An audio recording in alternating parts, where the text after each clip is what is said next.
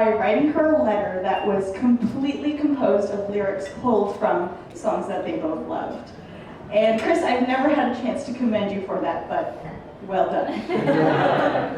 I remember Vee coming to me afterwards and all this confusion about her feelings for Chris and all this fear and anxiety about, going off for university and her, the spirit of starting a long distance relationship.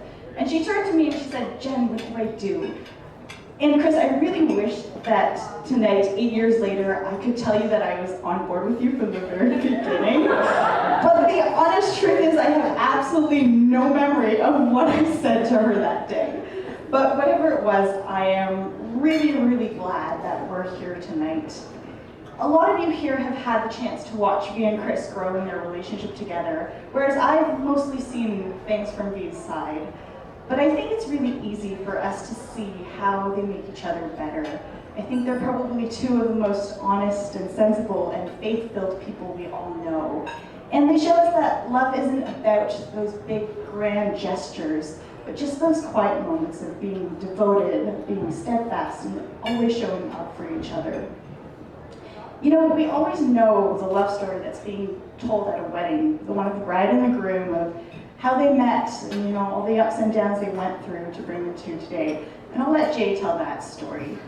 But I think the really magnificent thing is that when you have this love that is as Christ-centered and as faithful and loving as that of Vee and Chris, you also find all these other love stories embedded inside.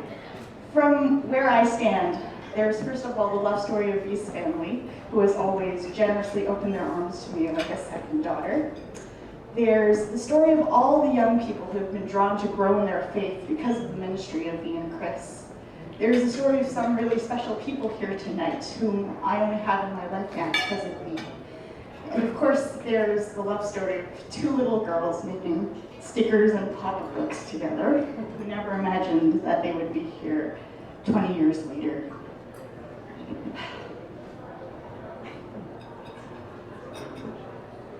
Just lost my train of thought, 1 second. As a friend, you learn to offer up your unconditional loyalty, your listening ear, and all of your vulnerabilities. And I've always thought that was one of the best gifts you could ever give and receive.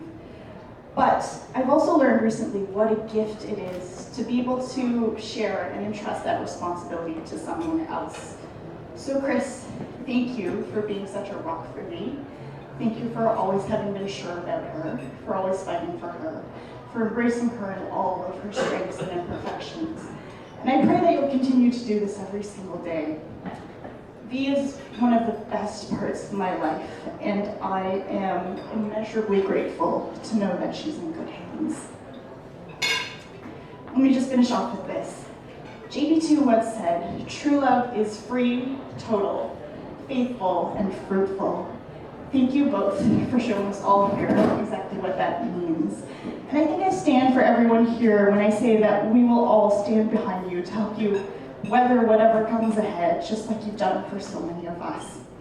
I love you both, and I cannot wait to see the adventures that God has in store for you.